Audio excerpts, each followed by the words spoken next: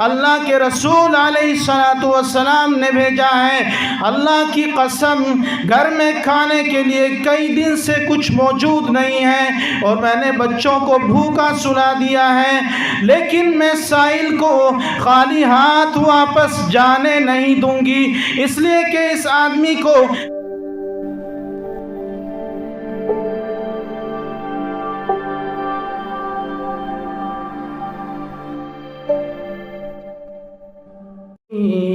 کے انوار سے سب سے پہلے مشیت کے انوار سے نقش روح محمد بنایا گیا۔ سب سے پہلے مشیت کے انوار سے نقش روح محمد بنایا گیا، پھر اسی نقش سے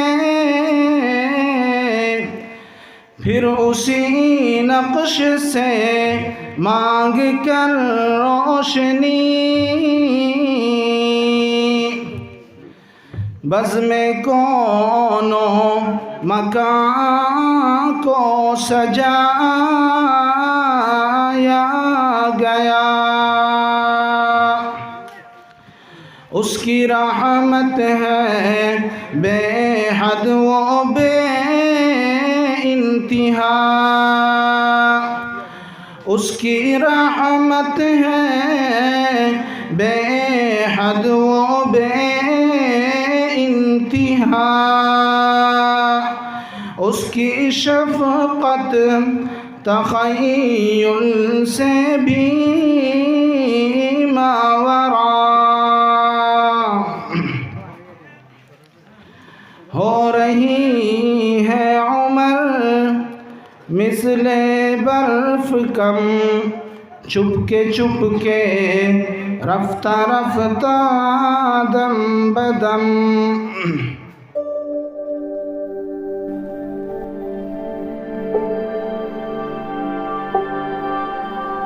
تو اللہ نے جو ہمیں صحیح سالم وجود دیا، ہمیں ذہن اور دماغ عطا فرمایا، بولنے کی اور چلنے پھرنے کی قوت اللہ نے ہمیں عطا فرمائی، اس پر ہمیں اللہ کا شکر ادا کرنا چاہیے۔ اور اس کے بعد ہم پیارے آقا صلی اللہ تعالی علیہ وسلم جو میں نے ابھی اشعار پڑھے کہ جن کے وجود کی وجہ سے اس کائنات کو بنایا گیا، اگر اللہ تبارک و تعالی نبی کو پیدا نہ فرماتے تو اس کائنات کو بھی پیدا نہ کیا جاتا، اور یہ جتنی بھی سرسبز اور شاداب ہری بھری زمین اور اس پر چلنے والے ہزاروں قسم کی مخلوقات ہم کو نظر آتی ہیں، یہ ساری کی ساری ان سب کا وجود اللہ کے پیارے نبی صلی اللہ تعالی علیہ وسلم کی وجہ سے ہے۔ اس لیے ہمیں محبت کے ساتھ اللہ کے نبی علیہ السلام پر درود و سلام پڑھنا چاہیے۔ اللہم صلی علی سیدنا و مولانا محمد وعلی آل سیدنا و مولانا محمد وبارک وسلم۔ تو میں نے قرآن کریم کی آیت پڑھی، کیا ایمان والو، اللہ تعالیٰ فرماتے ہیں کیا میں تمہیں ایک ایسی تجارت نہ بتلاؤں کہ جو تمہیں عذاب علیم سے، دردناک عذاب سے نجات دے دے۔ تجارت آدمی دنیا کے اندر کرتا ہے تو اس لیے تجارت کرتا ہے تاکہ اس کو دنیا کا نفع حاصل ہو، مال و دولت اس کو حاصل ہو، اس کو نفع حاصل ہو دنیا کے اعتبار سے، اور دنیا کے اعتبار سے وہ کامیاب زندگی گزارنا چاہتا ہے۔ لیکن کامیابی انسان سمجھتا ہے اچھے اچھے گھر بنانے میں، اچھی گاڑیاں خریدنے میں اور اچھا لباس پہننے میں، لیکن در حقیقت کامیاب وہ نہیں ہے کہ جس کو دنیا کا انسان کامیاب سمجھتا ہے، بلکہ کامیاب اصل وہ ہے کہ جس کے بارے میں اللہ فرما دے فَمَنْ زُحْزِحَ عَنِ النَّارِ وَأُدْخِلَ الْجَنَّةَ فَقَدْ فَازَ وَمَا الْحَيَاةُ الدُّنْيَا إِلَّا مَتَاعُ الْغُرُورِ۔ کیا اے لوگو سنو کہ کامیاب انسان وہ ہے کہ جس کو جہنم کی آگ سے بچا لیا جائے اور جس کو جنت کے اندر داخل کر دیا جائے۔ سمجھ لو اگر ہماری زندگی ایسے طریقے پر ہے تو ہم کامیاب ہیں۔ اور آگے اللہ نے ارشاد فرمایا کہ ساری دنیا کا جو ساز و سامان ہے، مال و متاع ہے، جس کے اوپر تم فخر کرتے ہو، یہ سارا کا سارا دھوکے کا سامان ہے۔ انما اموالکم واولادکم فتنہ، تمہارا مال اور تمہاری اولاد یہ تمہارے لیے آزمائش کا ذریعہ ہے۔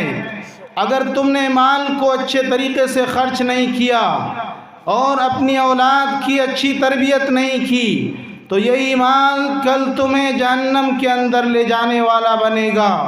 تو اس لیے اللہ تبارک و تعالیٰ نے ارشاد فرمایا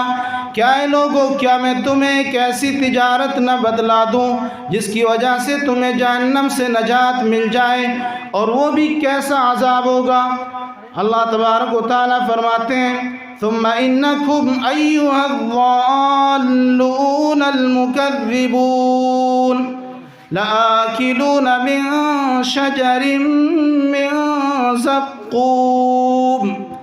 فمالئون منها البطون۔ اے جھٹلانے والو، اے غلط راستے پر چلنے والو، تمہیں کل قیامت کے دن جہنم میں ڈالا جائے گا اور پھر تمہیں زقوم کا درخت جس کے اندر کانٹے ہوں گے وہ کھانے کے لیے دیا جائے گا، اور پھر اوپر سے پیپ کی طرح خون اور پیپ پینے کے لیے دیا جائے گا، اور اس کو بھی آدمی اس طرح پیے گا جیسے پیاسا اونٹ پیتا ہے۔ اور اللہ تبارک و تعالیٰ فرمائیں گے فرشتوں سے خذوہ فغلوہ ثم الجحیم صلوہ ثم فی سلسلۃ ذرعها 70 ذراعا فاسلکوہ، کہ اس کمبخت کو پکڑ لو کہ جو پھر اس کو جہنم کے اندر گھسیٹ کر پھینک دو اور پھر اس کو زنجیروں کے اندر جکڑ دو، جس کی لمبائی 70 گز ہے۔ کیوں؟ انہو کان لا یؤمن باللہ العظیم، کہ یہ آدمی اللہ پر ایمان نہیں لاتا تھا، اللہ پر اس کا یقین نہیں تھا۔ ولا یحض علی طعام المسکین، یہ آدمی مسکینوں کو کھانا نہیں کھلاتا تھا۔ اور سورہ مدثر میں اللہ نے فرمایا ما سلککم فی سقر، جب ان سے کہا جائے گا کہ تم دوزخ میں کیسے پہنچ گئے تو وہ لوگ کہیں گے قالوا لم نک من المصلین، کہ ہم دنیا کے اندر نماز نہیں پڑھا کرتے تھے۔ آج ہمارا حال دیکھو، مسلمانوں کا حال دیکھو کہ ساری مسجدیں خالی نظر آتی ہیں، جبکہ اللہ کا فرمان ہے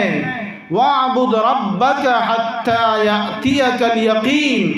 کہ تم اللہ کی عبادت کرو یہاں تک کہ تمہاری موت آ جائے۔ اللہ کی عبادت کرتے کرتے تمہاری زندگی گزرنی چاہیے۔ تو اللہ نے فرمایا کہ اگر تم اللہ کے دردناک عذاب سے بچنا چاہتے ہو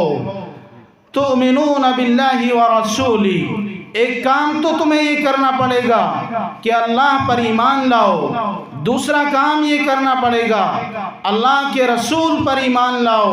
تیسرا کام یہ ہے وَتُجَاهِدُونَ فِي سَبِيلِ اللَّهِ بِأَمْوَالِكُمْ وَأَنفُسِكُمْ، کہ اللہ کے راستے میں اپنے مال اور اپنی جان کے ذریعے سے محنت کرو۔ آج جو یہ مال ہم اپنی عیدگاہ کے لیے خرچ کر رہے ہیں، یہ بھی اللہ کے راستے میں خرچ کیا جا رہا ہے، تو یہ مال خرچ کرنا بھی کل قیامت کے دن ہمیں جہنم کے عذاب سے بچائے گا۔ آج ہم جس دور میں زندگی گزار رہے ہیں، یہ ہمارے لیے جیسا بھی ہے، لیکن ہم نے وہ حالات نہیں دیکھے جو پیارے آقا صلی اللہ تعالی علیہ وسلم کے حالات تھے۔ ہم اور آپ روزانہ کھانا کھاتے ہیں، ہم اور آپ روزانہ پانی پیتے ہیں، اچھے کپڑے پہنتے ہیں، لیکن پیارے آقا صلی اللہ تعالی علیہ وسلم سے صحابہ کرام نے غزوہ خندق کے موقع پر عرض کیا کہ اللہ کے رسول، ہمارے پیٹ پر پتھر بندھے ہوئے ہیں اور شدید بھوک لگی ہوئی ہے، تو آپ ہمارے لیے کھانے کا کچھ انتظام کیجئے۔ یقین جانو آنکھوں سے آنسو نکل پڑیں گے۔ تو پیارے آقا صلی اللہ علیہ وسلم نے اپنے پیٹ سے کپڑا ہٹایا تو آپ کے شکم مبارک پر 2 پتھر بندھے ہوئے تھے۔ اے آسام کے رہنے والوں، حیلہ کندی ضلع کے رہنے والوں، بتاؤ کیا تم میں سے اور ہم میں سے آج کو یہ تصور کر سکتا ہے کسی نے کسی آدمی کو دیکھا ہو کہ کسی آدمی نے اپنے پیٹ پر پتھر باندھے ہوں؟ شاید کسی نے سوچا بھی نہیں ہوگا کہ ہمارے پیٹ پر پتھر بندھیں گے۔ شیاب ابی طالب کے اندر 3 سال تک کھانا پینا، رہنا سہنا، معاملات کرنا آپ کا بائیکاٹ کر دیا گیا۔ حضرت عائشہ فرماتی ہیں کہ 3 چاند ہم دیکھ لیا کرتے تھے اور آپ کے گھر میں آگ نہیں جلتی تھی۔ حضرت فاطمہ رضی اللہ تعالی عنہا کون نہیں جانتا ہے، آقا علیہ السلام کی بہت ہی چہیتی اور پیاری بیٹی ہیں، لیکن آپ کی بھوک کا یہ عالم تھا کہ ایک روز اللہ کے نبی علیہ السلام کے پاس کھانا بنا کر لائیں، جو بنا کر لائیں، اور پھر آپ علیہ السلام کو کھانے کے لیے دیا تو آپ نے پوچھا کہ یہ کہاں سے آیا ہے؟ فرمایا کہ تھوڑے سے جو رکھے ہوئے تھے میں نے ان کو پیسا اور پیس کر روٹی بنائی اور میں بچوں کو کھلا رہی تھی، تو میرے دل میں خیال آیا کہ ابا کے لیے بھی کچھ لے کر چلی جاؤں۔ آج تو ہم بیٹی کو ناپسند سمجھتے ہیں، لڑکے سے محبت کرتے ہیں، لیکن جو زیادہ خیال رکھنے والی ہے وہ بیٹی ہوتی ہے۔ اور ایسی تربیت اللہ کے نبی علیہ السلام نے فرمائی اپنی بیٹیوں کی کہ حضرت علی رضی اللہ تعالیٰ عنہ نے گھر کے اندر آ کر ایک دن حضرت فاطمہ رضی اللہ تعالیٰ عنہ سے کہا کہ مجھے کھانے کے لیے کچھ دے دو، تو حضرت فاطمہ رضی اللہ تعالیٰ عنہ نے فرمایا کیا ہے میرے سرتاج، آج 3 دن گزر چکے ہیں اور ہم نے کچھ نہیں کھایا ہے، بچوں نے بھی کچھ نہیں کھایا ہے۔ تو حضرت علی رضی اللہ تعالیٰ عنہ نے کہا کہ آپ مجھ سے بتا دیتی تو میں کچھ انتظام کر دیتا۔ چنانچہ حضرت علی رضی اللہ تعالیٰ عنہ سے حضرت فاطمہ نے فرمایا کہ میرے ابا جان نے مجھ سے یہ نصیحت کر کے بھیجا تھا کہ بیٹی شوہر کے گھر جا کر اس کو پریشان نہیں کرنا اور ان سے سوال نہیں کرنا۔ آج ہم بھی اپنی بیٹیوں کی تربیت کرتے ہیں، ان کی شادی اور بیاہ کرتے ہیں، لیکن ہم انہیں کیسی باتوں کی نصیحت کرتے ہیں؟ کیا ہم انہیں جانے کے وقت میں ان کے ساتھ میں ہم بہت سارا ساز و سامان دیتے ہیں، لیکن قرآن کریم ہمارا خیال بھی نہیں جاتا کہ بیٹی کو قرآن دیا جائے۔ حضرت علی رضی اللہ تعالیٰ نے ایک رات، پوری رات محنت مزدوری کر کے تھوڑے سے جو حاصل کر کے گھر میں لے کر آئے، تو حضرت فاطمہ رضی اللہ تعالیٰ عنہ نے ان میں سے تھوڑے سے جو لے کر ان کو پکایا، اور پکانے کے بعد ابھی پک کر کھانا تیار ہی ہوا تھا کہ گھر کے دروازے پر ایک مسکین آ گیا۔ تو حضرت فاطمہ نے وہ سارا کھانا مسکین کو دے دیا۔ اس کے بعد تھوڑے سے جو لے کر پکائے، پھر دروازے پر ایک یتیم آ گیا، تو حضرت فاطمہ رضی اللہ تعالیٰ عنہ نے وہ سارا کھانا اس یتیم کو دے دیا۔ پھر جو تھوڑے سے جو بچے ہوئے تھے اس کو حضرت فاطمہ رضی اللہ تعالیٰ عنہ نے لیا اور اس کو پکایا، تو دروازے پر ایک قیدی آ گیا، تو وہ سارا کھانا حضرت فاطمہ نے اس قیدی کو دے دیا۔ تو قرآن کریم میں اللہ تعالیٰ نے ارشاد فرمایا وَيُطْعِمُونَ الطَّعَامَ عَلَى حُبِّهِ مِسْكِينًا وَيَتِيمًا وَأَسِيرًا، کہ وہ لوگ ہیں جو اللہ کی محبت کی بنیاد پر اپنا کھانا یتیموں کو کھلا دیتے ہیں، مسکینوں کو کھلاتے ہیں، قیدیوں کو کھلاتے ہیں، غریبوں کو کھلا دیتے ہیں۔ حضرت فاطمہ رضی اللہ تعالیٰ عنہ تو ایسی زندگی گزاری، آج ہماری مائیں اور بہنیں، ان کے لیے بھی ضرورت ہے کہ وہ سیدہ فاطمہ زہرا رضی اللہ تعالیٰ عنہ کی زندگی کے مطابق اپنی زندگی گزاریں۔ اللہ کے نبی علیہ السلام کے پاس قبیلہ بنی سلیم کا ایک آدمی آیا اور آ کر اس نے اللہ کے نبی علیہ السلام کے ہاتھ پر اسلام قبول کر لیا۔ تو اللہ کے پیارے نبی صلی اللہ تعالی علیہ وسلم نے اس کو دین کے احکام سکھائے اور دینی مسائل اس کو سکھائے، اور پھر اس کے بعد اس سے پوچھا کہ کیا تمہارے پاس کچھ مال بھی ہے؟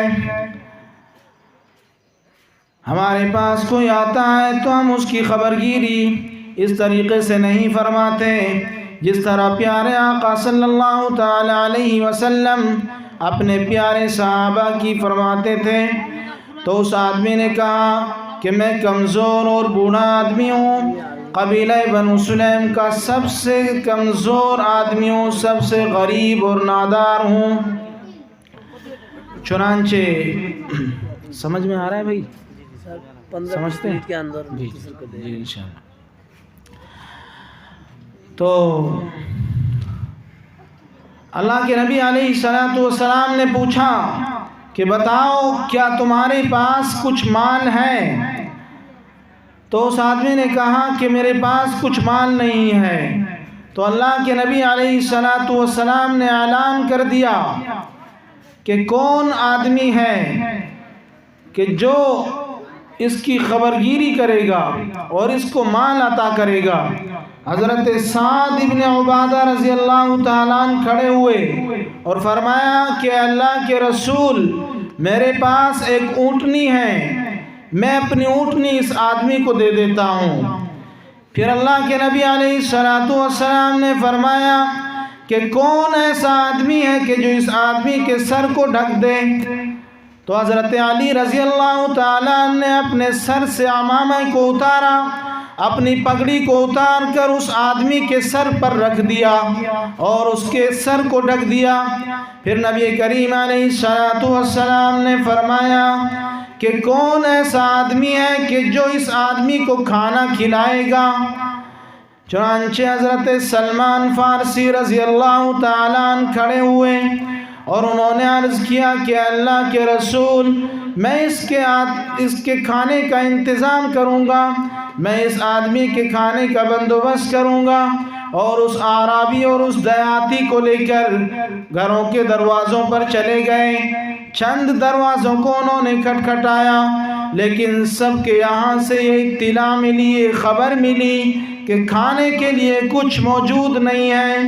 چنانچہ حضرت سلمان فارسی رضی اللہ تعالیٰ عنہ پیارے آقا صلی اللہ تعالیٰ علیہ وسلم کی پیاری بیٹی جناب سیدۃ الزہرا رضی اللہ تعالیٰ عنہ کے پاس پہنچے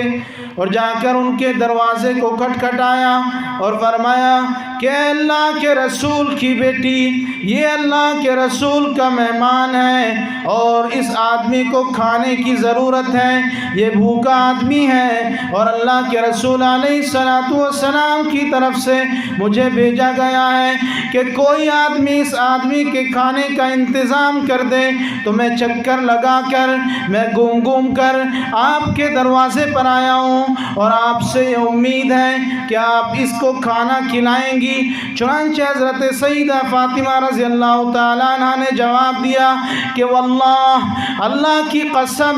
گھر میں کھانے کے لیے کئی دن سے کچھ موجود نہیں ہے اور میں نے بچوں کو بھوکا سلا دیا ہے، لیکن میں سائل کو خالی ہاتھ واپس جانے نہیں دوں گی، اس لیے کہ اس آدمی کو اللہ کے رسول علیہ الصلوۃ والسلام نے بھیجا ہے اور اللہ کے رسول علیہ الصلوۃ والسلام کا فرمان ہے کہ جب تمہارے گھر پر کوئی آدمی مانگنے کے لیے آ جائے، اور قرآن میں بھی اللہ تبارک و تعالیٰ نے ارشاد فرمایا وَأَمَّا السَّائِلَ فَلَا تَنْهَرْ، اگر تمہارے دروازے پر کوئی مانگنے والا آ جائے، کوئی سوال کرنے والا آ جائے، اللہ کے نام پر اللہ کا واسطہ دے کر تم سے طلب کرنے کے لیے آ جائے تو اس کو جھڑکو مت، اس کو اپنے دروازے سے مت بھگاؤ۔ اللہ کے رسول علیہ الصلوۃ والسلام کی بیٹی جواب دیتی ہیں کہ تم میری اس چادر کو لے کر چلے جاؤ اور جاؤ شمعون یہودی کے پاس اور اس سے جا کر یہ کہنا کہ اللہ کے رسول علیہ الصلوۃ والسلام کی بیٹی نے اپنی یہ چادر بھیج کر تمہارے پاس سے کچھ جو یا کچھ کھانے کی چیز منگائی ہے، کچھ طلب کی ہے۔ چنانچہ حضرت سلمان فارسی رضی اللہ تعالیٰ عنہ اللہ کے پیارے نبی صلی اللہ علیہ وسلم کی پیاری بیٹی کی چادر کو لے کر یہودی کے پاس پہنچتے ہیں اور اس سے جا کر پیاری بیٹی کا پیغام سناتے ہیں تو یہودی یہ کہنے پر مجبور ہو جاتا ہے کہ اے سلمان، تم گواہ رہو، یہ وہی خاندان ہے، یہ وہی خاندان نبوت ہے، یہ اسی پیارے رسول کی بیٹی ہے جس کے بارے میں قرآن نے کہا ہے کہ اسمہ احمد، اور تورات میں بھی اس کا ذکر کیا گیا ہے، اور میں اس چادر کو واپس بھیجتا ہوں کہ اس چادر کو واپس لے کر چلے جاؤ اور یہ کھانے کی چیزیں بھی لے کر چلے جاؤ، اور پھر جا کر ان سے کہو کہ میں آج فاطمہ کے باپ پر ایمان لاتا ہوں۔ دیکھو کیسے حضرت سیدہ فاطمہ کے طرز عمل کو دیکھ کر ایک یہودی ایمان لے آیا۔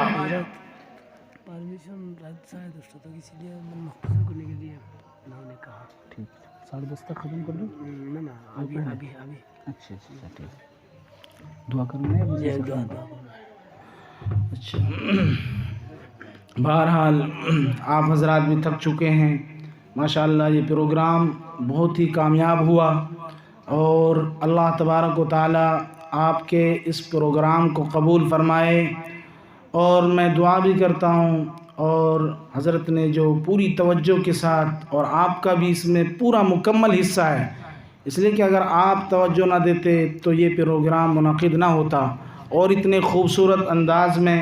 بڑے بڑے علماء کرام نے اس میں بیان کیا۔ اللہ سب کے پروگرام کرنے کو، نصیحت کرنے کو، واعظ کہنے کو قبول اور منظور فرمائے۔